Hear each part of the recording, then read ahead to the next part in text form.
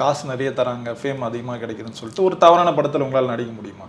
இல்ல ப்ரோ, அந்த மாதிரி தானே ப்ரோ இதுவும். இப்போ நீங்க இது அந்த பெண்ணாருக்கோ போட்டீங்க, இப்போ இதே அதான் நான் முன்னாடி சொன்ன மாதிரி தான், இதே நம்ம ஃபேமிலியில யாராவது ஒருத்தர் வந்து அந்த மாதிரி போட முடிஞ்சிருக்கா? நீங்க எதுக்கு அந்த இடத்த கவர்ச்சியா பாக்குறீங்க? அதாவது நான் நார்மல் டேட்டோக்கு சொல்றேன், இதுக்கு முன்னாடி வரைக்கும் நான் போட்டிருந்த போஸ்ட்டுக்கு சொல்றேன், இப்போ போட்ட போஸ்ட்டை பத்தி நான் பேசல.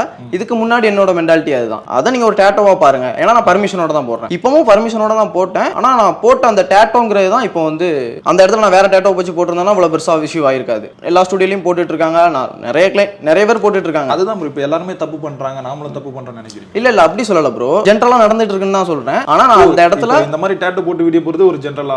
ஆமா ப்ரோ, ஒரு ஆர்டிஸ்ட் ஒருத்தர் நாங்க ஒரு டேட்டோ போடுறோம்னா எங்க ஒர்க்கை வெளியில தெரிய வைக்கணும்காண்டி தான் நாங்க போடுறோம். அது நம்ம ஒரு போட்டோவா போடலாம், நம்ம போட்டதை வந்து காட்டலாம். அதான் ப்ரோ, நமக்கு இவ்வளவு நாள் அது தெரியல. சரி நம்ம ஒர்க் பண்றோம், நம்ம ஒர்க் எடுத்து நம்ம போடுறோம்னு ஒரு மென்டாலிட்டியில தான் நான் போட்டுட்டு இருந்தேன். இப்போ இந்த ஒரு டேட்டோ அது ஒரு கார்டுங்கிறனால இவ்வளவு பெரிய இஷ்யூ ஆச்சு. சரி அதுக்கப்புறம் எனக்கும் புரிஞ்சிச்சு, சரி நம்ம பண்ணது தப்பு தான்.